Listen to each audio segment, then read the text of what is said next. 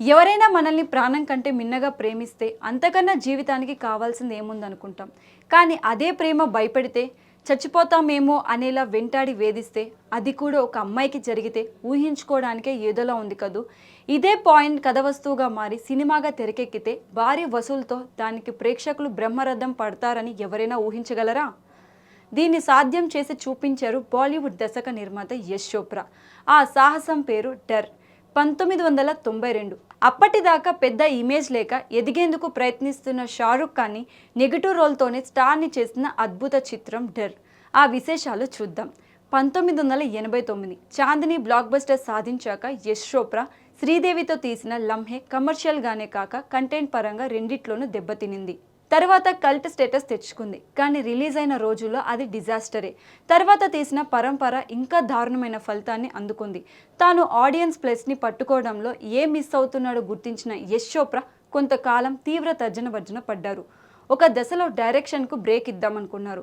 కానీ తానేంటో కొత్త తరానికి వేగంగా నిరూపించాలని నిర్ణయించుకున్నారు. ఒక అమ్మాయిని పిచ్చిగా ప్రేమించిన యువకుడు ఆమెకు వేరే వ్యక్తితో పెళ్ళైనా భరించలేక వెంటపడుతూ వేధిస్తూ చివరికి వాళ్ళ చేతుల్లోనే కన్ను మూయడం అనే రిస్కీ పాయింట్ని ఆడియన్స్ని మెప్పించే ట్రీట్మెంట్తో చాలా జాగ్రత్తగా రాసుకున్నారు. స్క్రిప్ట్ అంతా అయ్యాక అసలుది ఆడియన్స్ అంగీకరిస్తారా అనే అనుమానం టీం సభ్యులు వ్యక్తం చేశారు. నిజానికి డర్కి స్ఫూర్తి హాలీవుడ్ మూవీ కే ఫిరాయ్.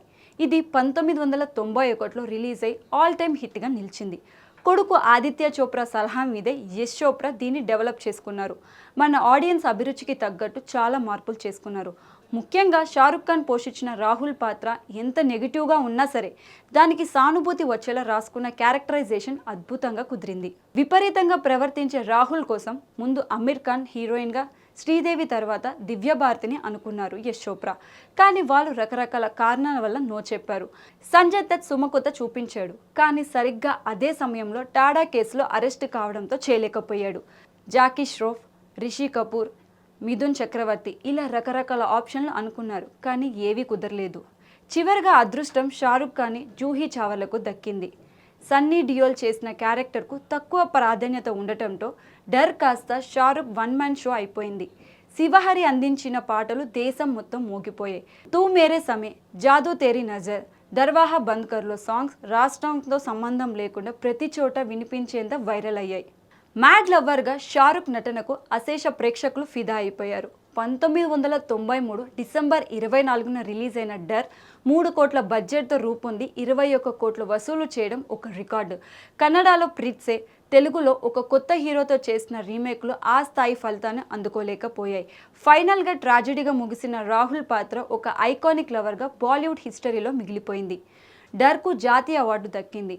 హోల్సమ్ ఎంటర్టైన్మెంట్ విభాగంలో విజేతగా నిలవడం అప్పటి మీడియాలో ప్రముఖంగా నిలిచింది. 45 లక్షల ఆడియో క్యాసెట్లు, ఎల్పీ రికార్డులు అమ్ముడుకుపోవడం హక్కులు కొన్న కంపెనీకి కనక వర్షం కురిపించింది. కేవలం వీటి అమ్మకాల ద్వారానే 11 కోట్ల ఆదాయం రావడం మామూలు విషయం కాదు. రిలీజ్లోనూ డర్కు చాలా రికార్డులున్నాయి. ఇక్కడ చెప్పుకోవాల్సిన ఆసక్తికరమైన విషయం మరొకటి. డర్ తరహా ప్రయత్నం దర్శకుడు వంశీ 1988లోనే చేశారు. రాఘవాని హీరోగా పరిచయం చేస్తూ తీసిన మహర్షి క్రిటికల్గా మెప్పించింది కానీ బాక్సాఫీస్ దగ్గర ఆడలేదు. ఇందులో పాయింట్ కూడా డర్కు దగ్గరగా ఉంటుంది. ఇళయరాజా ఎవర్ గ్రీన్ మ్యూజిక్ మాత్రం అలా గుర్తుండిపోయింది. డర్ ప్రభావం ఏ స్థాయిలో ఉందంటే ఇప్పటికీ దాని ఆధారంగా సినిమాలు వస్తూనే ఉన్నాయి. త్వరలో విడుదల కాబోతున్న అగ్లీ స్టోరీ దీని స్ఫూర్తే.